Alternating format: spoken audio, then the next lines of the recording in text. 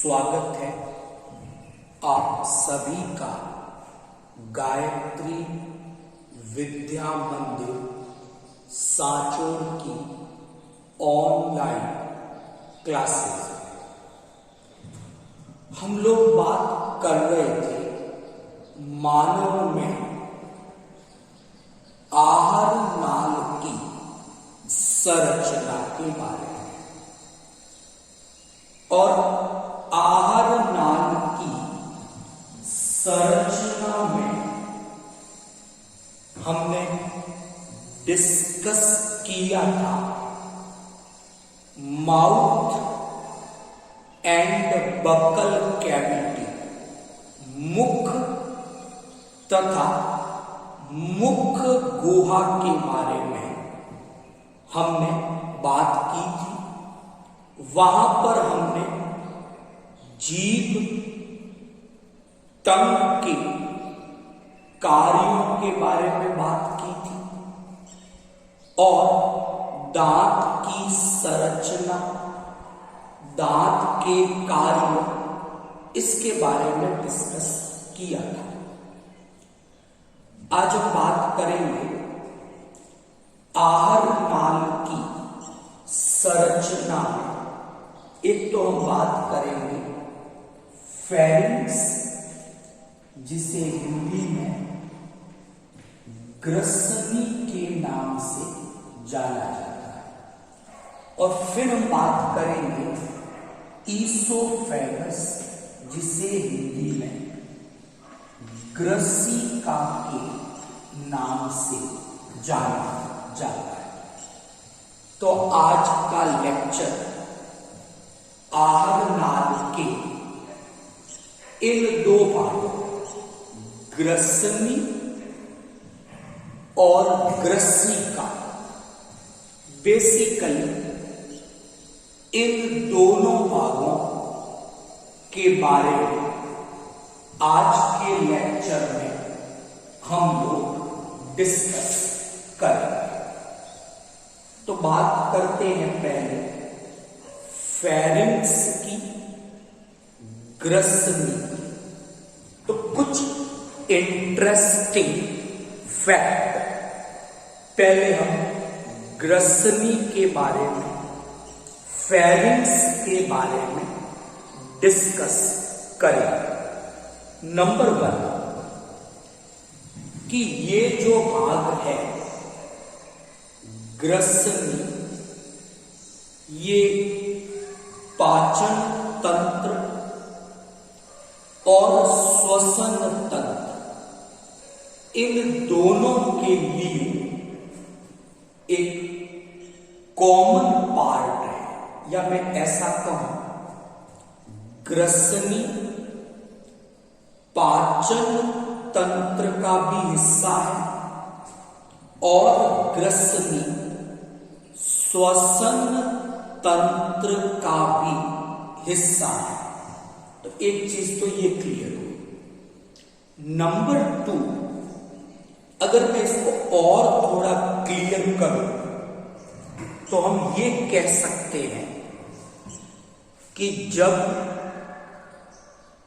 भोजन ग्रहण करने की क्रिया होती है और मुख गुहा से भोजन आगे बढ़ेगा, तो मुख गुहा से भोजन ग्रसनी में प्रवेश करता है, और जब वेंटिलेशन, संवात की क्रिया होती है तो गैसों का प्रवेश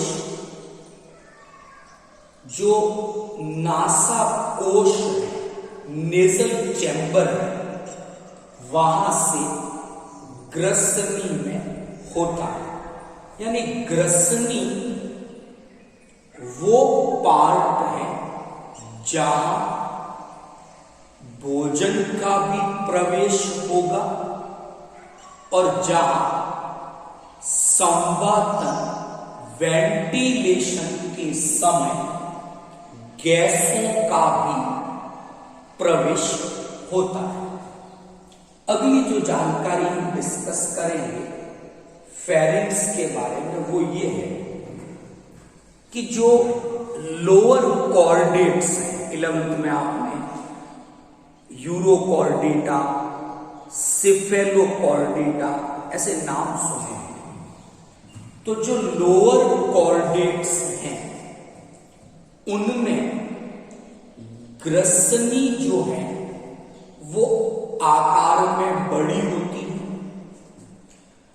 और वहां पर ग्रसनीय क्लोम छिद्र रहते हैं और वो पाचन और श्वसन दोनों में ही महत्वपूर्ण भूमिका निभाती है।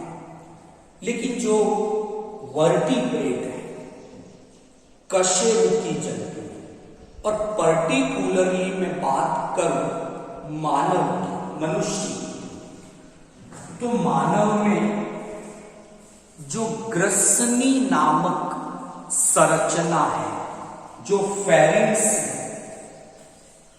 ना तो यहां पर पाचन से संबंधित कोई महत्वपूर्ण काम होता है और ना ही यहां पर श्वसन से संबंधित कोई महत्वपूर्ण कार्य होता है। तो ये जो स्ट्रक्चर है फेरिंग्स या ग्रसनी, ये एक्चुअल में मुख्य गुहा को, ओरल कैविटी या जो बकल कैविटी है उसको कनेक्ट करती है। आहार नाल के आगे एक लंबी ट्यूब लाइक स्ट्रक्चर है, ईसोफेगस या ग्रसिका। तो ग्रसनी it is a link between oral cavity and oesophagus. अब हम बात करते हैं मानव की ग्रसनी की। तो हम क्या देखते हैं कि ग्रसनी में एक ओपनिंग है और उस ओपनिंग का नाम है यूस्टेकियम छिद्र। तो ग्रसनी के अंदर ये ओपनिंग है और उस ओपनिंग का नाम है यूस्टेकियन छिद्र। नाम याद रह जाएगा आप लोगों को। अब ये क्या है, क्या काम ये करती है, उस पर थोड़ी सी बात करेंगे। तो मैं थोड़ी सी जानकारी दूं। ये है पिन्ना, एक्सटर्नल ईयर, बाह्य कर्ण। फिर कर्ण की स्ट्रक्चर में एक मिडिल ईयर, मध्य कर्ण आता है, जहां पर कर्ण अस्थियां, मेलियस, इनकस, स्टेप्स ये प्रेजेंट होती है। फिर आ जाता है अंतःकर्ण। तो कान की संरचना में एक पतली सी झिल्ली नुमा संरचना है और उस संरचना का नाम क्या है, टिम्पेनम। Is that clear? तो जो भी कंपन है जो वायु में होते हैं, ध्वनि की आवृत्तियां हैं, वो जाकर इस टिम्पेनम से टकराती है। यहां तक ठीक? और वहीं से टिम्पेनम के पीछे की ओर, जैसे मान लीजिए इस तरह से एक्सटर्नल ईयर है, ये टिम्पेनम आएगा, तो ये संरचना आगे जाके यूस्टेकियन छिद्र द्वारा ग्रसनी में खुल जाती है। तो ये यूस्टेकियन छिद्र क्या करते हैं कि टिम्पेनम के इस और इस ओर दोनों साइड प्रेशर, दाब को नियंत्रित रखने का काम करते हैं। इधर से ध्वनि आई, कंपन आए, वाइब्रेशंस, और वो टकराए टिम्पेनम के साथ। तो टिम्पेनम के इस और टिम्पेनम के उस और प्रेशर कंट्रोल करा किसने? यूस्टेकियन छिद्र। मैं एक एग्जांपल से इसको समझाने की कोशिश करता हूं कि हम सब ने अनुभव किया होगा कि जब कभी कोई तेज धमाका हो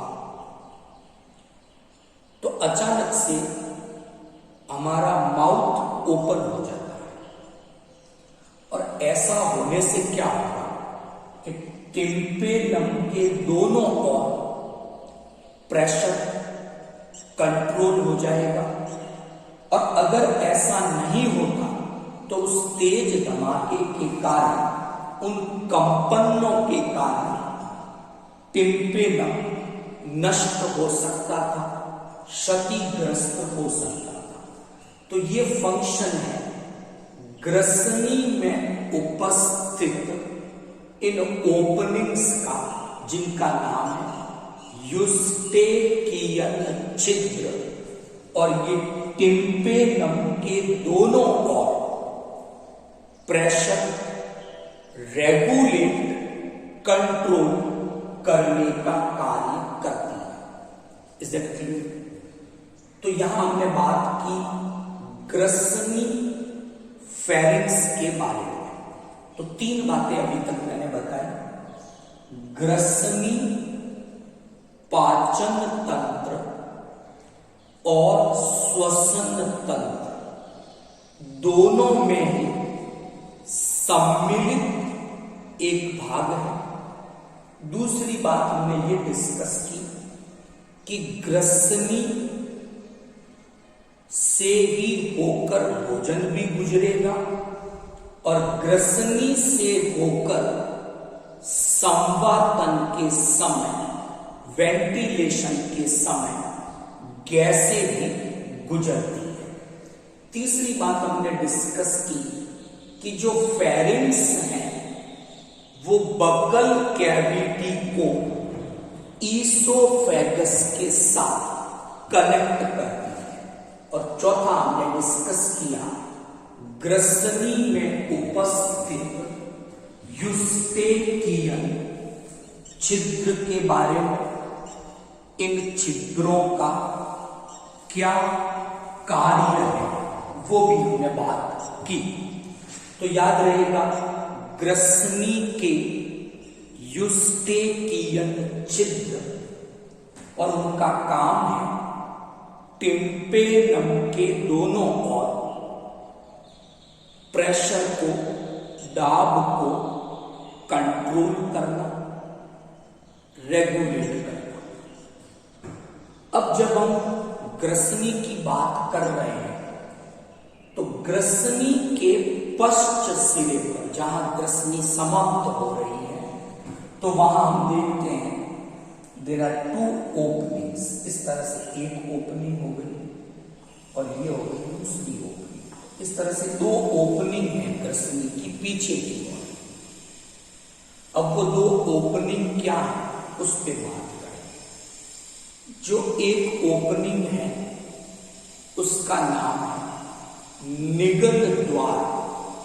अंग्रेजी में निगल द्वार को गलेट के नाम से जाना जाता है।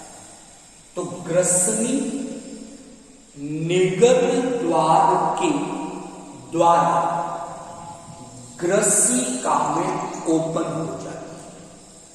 तो जो भी भोजन मुख्य गुहा में है वो ग्रसनी से होकर निगल द्वार के द्वारा ग्रसिका में प्रवेश करता है।